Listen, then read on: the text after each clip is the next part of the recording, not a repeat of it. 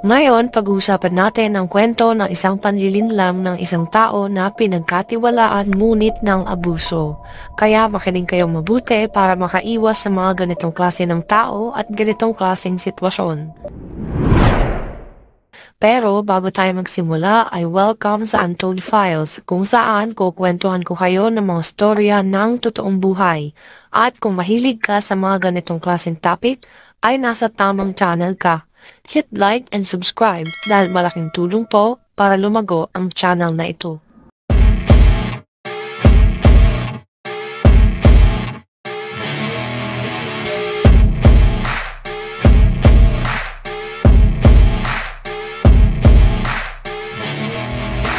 Likas sa ating mga Pilipino na mag-celebrate ng mga okasyon sa ating mga buhay kahit nga ang buwan-buwan na mansari ay binibigyan ng atensyon at panahon, may budget man o wala.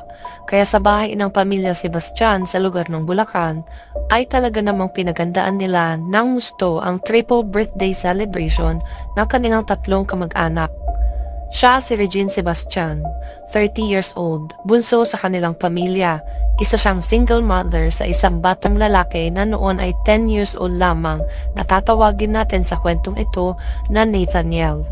Si Regine ay isang negosyante at manager ng isang computer shop sa Maynila, ngunit nang sumiklab ang pandemya ay nagsara ang shop na ito. Kaya bumalik ang mag-ina sa kanilang ancestral home sa Kalumpang, San Miguel, Bulacan. Mabait, masayahin at mapagbigay na kapatid daw si Regine ayon nito sa kanyang ate na si Jeneline Sebastian. College daw si Regine noon na ipinanganak niya si Nathaniel at sa paglipas ng panahon ay maayos naman silang naghiwalay ng kanyang nobyo dahil sa personal nilang dahilan. Bagamat hiwalay na noon si Regine at ang tatay ni Nathaniel ay naging maayos ang co-parenting at friendship nilang dalawa, kaya ang batang ito ay malayang makapagbakasyon sa bahay ng kanyang tatay. Sa kasalukuyan ng mga panahon na iyon ay may bagong nobyo na si Regine na taga Maynila at inaasikaso din ni Regine ang mga kailangan sa pag-alis nilang mag-ina patungong Amerika. Kaya ang taon na iyon ay huling birthday celebration ni Nathaniel sa Pilipinas dahil malapit na silang mag-abroad na dalawa. May 28, 2022, nag-celebrate ang buong pamilya at kamag-anak nila Regine ng triple birthday celebration para kay Nathaniel, para sa mother ni Regine at sa kanyang kapatid na lalaki. Halos magkakamag-anak ang dumano sa kanilang pagdiriwang at ilang malalapit na bisita. Umaga pa lamang ay abalang-abala na si Regine sa pag-asikaso dahil hands-on talaga ito sa kanyang anak at gusto niya ay maayos ang lahat para sa pagdiriwang na ito. Kahit pagod na at gabi na ay nakisalo pa din si Regine sa kwentuhan at bonding nilang magkakamag-anak na kasama ang mga tita, tito nila at ang ate Jeneline nito. Pasado 9 PM na ng gabi noon nang dumating at nakiselebrate ang isang family friend ng pamilya Sebastian. Ito ay si Kerwin Kabiting o mas kilala sa nickname na Pipoy. Halos wala ng bisita at puro kamag-anak na lamang ang nagkukwentuhan at nagvi-videoke. Sa mga oras na iyon ay magkatabi sa upuan si Jeneline at si Pipoy at habang nagkakasiyahan ay nilagay umano ni Pipoy ang kanyang kamay sa legs ni Jeneline. Nabastusan at nainis ito sa ginawa sa kanya. Kaya nagdesisyon si Jeneline na iwanan na ang grupo at pumasok na ito sa kanilang bahay papunta sa kanyang kwarto upang magpahinga na. Nang umalis si Jeneline ay dito na nagkaroon ng pagkakataon si Pipoy na tabihan sa upuan si Regine. At ganon din ang ginawa ni Pipoy kay Regine. Nilagay din niya ng makadalawang beses ang kamay niya sa binti ni Regine na hindi din ito nagustuhan. Kaya tulad ng kanyang ate Jeneline, matapos ang panghihipon ni Pipoy sa kanyang legs ay pumasok na din ito sa kanilang bahay at tumuli sa kanyang kwarto. At iniwan ng magkapatid si Pipoy at ang kanilang ibang kamag-anak na nagiinuman. Kinabukasan, May 29, 2022, habang abala si Jeneline sa pagliligpit mula sa selebrasyon na naganap noong isang araw, ay napansin niyang tanghali na hindi pa bumabangon ang kapatid niyang si Regine. Ngunit inisip na lamang niya na baka sobrang pagod ito mula sa pagluluto kahapon kaya pinagpatuloy na lang ni Jeneline ang pagliligpit at nag-almusal ito.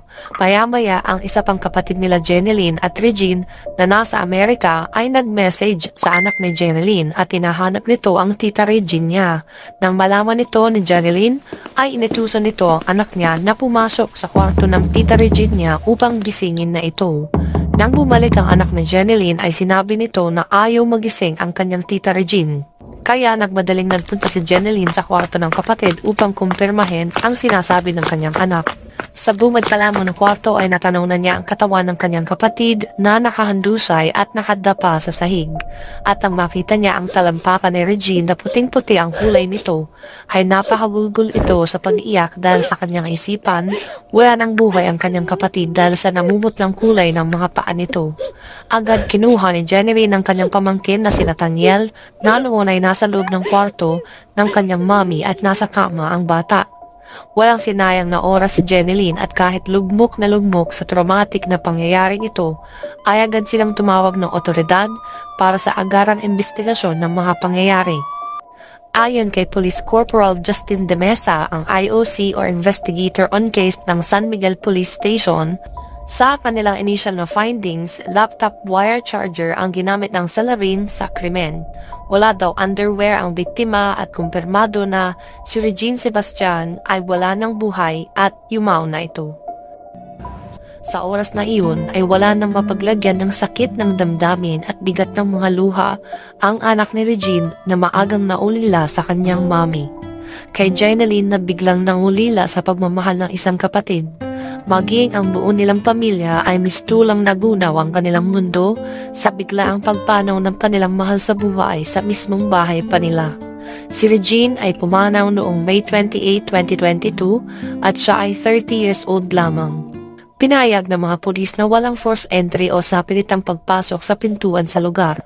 Ang kwarto ni Regine ay organized at hindi magulo. Ngunit nakumpirma ng mga pulis na may brown na jewelry box na may mga mamahaling alahas at pera na din na nagkakahalaga lahat ng halos 350,000 pesos ang nawawala. Dahil ayon kay Jeneline, si Regine umano ang katiwala at ingat yaman ng kanilang mga kapatid mula sa Amerika na mag-asikaso ng mga personal transactions nila at sa katunayan ay kapapadala lang daw ng kapatid nila sa Amerika ng 150,000 pesos kay Regine.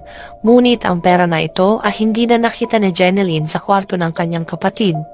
Sino ang maaaring gumawa nito kay Regine at bakit niya sinapit ang ganitong karumal-dumal na pagkasawi?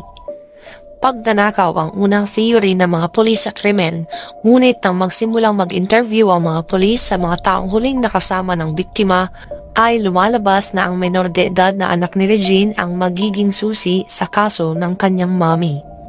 Maingat na in-interview at hininga ng testimonya ng kapulisan ang batang si Nathaniel kung ano ang kanyang nasaksihan sa mga pangyayari at sa tulong at gabay ng kanyang tatay ay malinaw at detalyadong naikwento ng bata ang lahat ng kanyang mga nakita at natatandaan ng gabing iyon.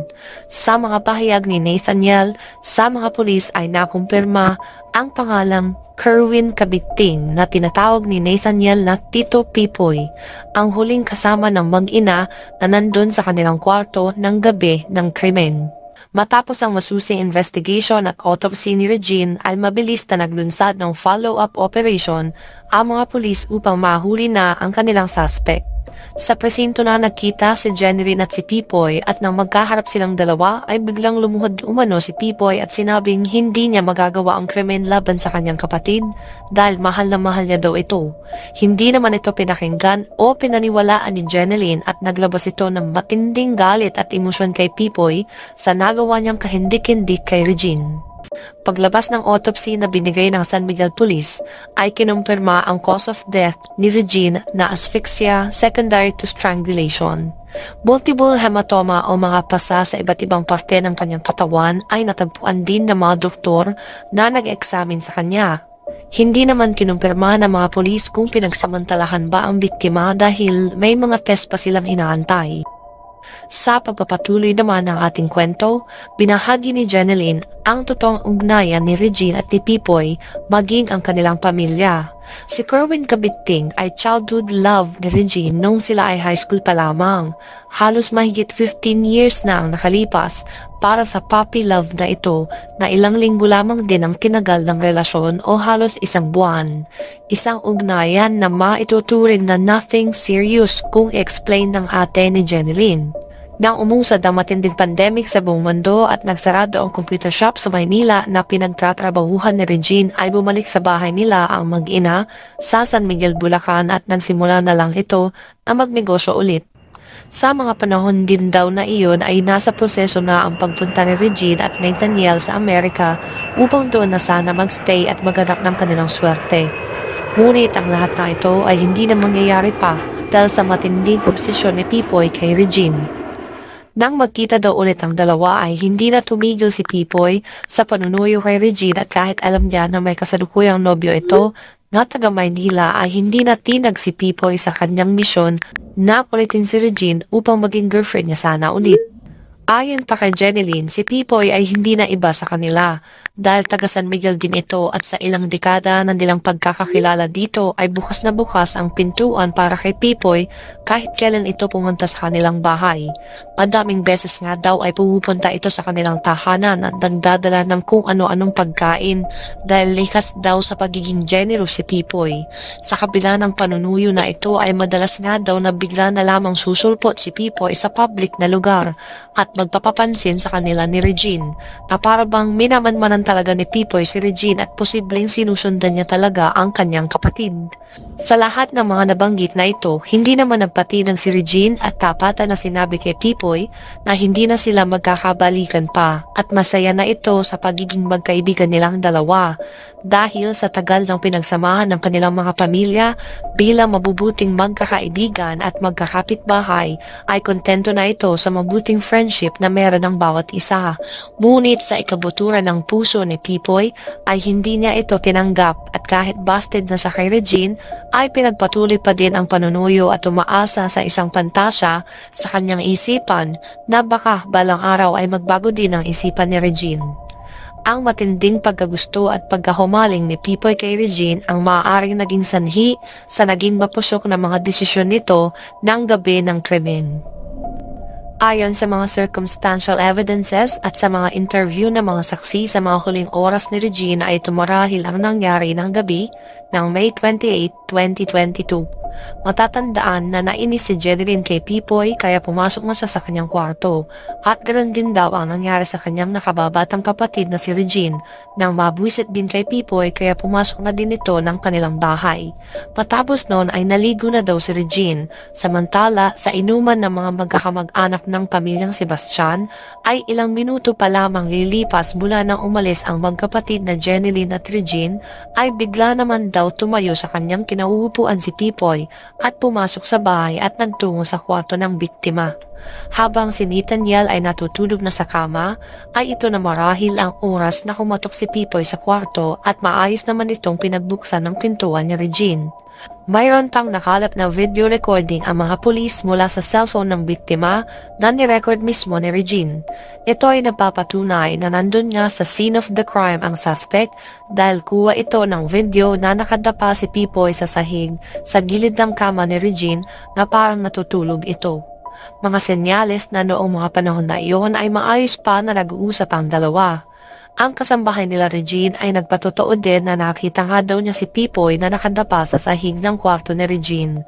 Mula sa mga impormasyon na ito ay binigyan na lamang ng malinaw na deskripsyon ng mga pulis ang pangyayari mula na din sa kanilang nag-iisang saksi. At ito ay ang kaawa-awang anak ni Regine na si Nathaniel na pilit na inaalala ang mga masasakit na huling pangyayari ng kanyang mami. Sa pag-aaway ni Pipoy at Regine ay para bang may ipinipilit na bagay si Pipoy, ngunit patuloy naman ang pagtanggi ni Regine na maaaring pinagumpisahan ng kanilang pagtatalo na nauwi sa pananakit ni Pipoy sa biktima. Dito na nagsimula ang alaala ni Nathaniel na nakita niya mismo si Pipoy at ang kanyang mami na may natapon na cup at nag-aaway. At sumunod na pangyayari ay kahindik-hindik na nakita mismo ng batang ito na pinulupot ni Pipoy ang laptop charger sa leeg ng kanyang mami habang silang dalawa daw ay nasa sahig at nasa tabi lang ng kanilang kama. At sa matinding takot ay nagtakip na lamang ng kumot ang kaawa-awang bata hanggang sa nakatulog ito. Sa pagpupumigla siguro ni Regine ay dito niya natamo ang mga bugbog mula kay Pipoy at kahit sumigaw at humingi ng tulong ito ay malabo nang marinig siya ng kanyang mga kamag-anak dahil sa lakas ng kanilang videoke sa labas ng kanilang bahay. Nag-invoke ng right to remain silent si Pipoy at hindi ito nagbigay ng statement sa mga polis maging sa media. Matapos ang lahat ng ito ay inisyal lang sinampahan ng kasong murder case si Kerwin Cabiting and currently siya ay nakakulong sa San Miguel Police Station. Munting paalala po para sa lahat na mag-ingat lagi sa mga taong ating pinagkakatiwalaan at ugaliin po nating maging alisto at alerto sa ating kapaligiran. I can only imagine kung gaano kasakit at napakatinding trauma na dulot nito sa murang kaisipan ng batang si Nathaniel at hangad po naming lahat mula sa Untold Files ang payapa at maayos na future para sa kanyang kinabukasan. Ang mayor ng San Miguel ay nangako sa Sebastian family na tutulungan mabigyan ng tamang counseling ang batang si Nathaniel. Samantala, ang walang hanggan na pagmamahal ng ate na si Jeneline sa naulilang si Nathaniel at sa kanyang kapatid na si Regine na maagang lumisan ay mananatili hanggang ito ay nabubuhay. Sa kasalukuyan ay wala pang update sa kaso na ito, ngunit patuloy po kaming magre-research para sa kahit anong karagdagang news patungkol sa pagkuha ng hustisya sa pagkasawi ni Regine Sebastian. Our prayers goes out to all the victims of crimes and violence. At dito na po nagtatapos ang ating storya. Ano ang masasabi nyo sa kaso ito laban kay Kerwin Cabiting? Share your comments below at kung mahilig ka sa mga ganitong content, huwag kalimutan mag-like at mag-subscribe. Marami pong salamat at maaari nyo pong i-check ang iba naming videos. Hanggang sa muli!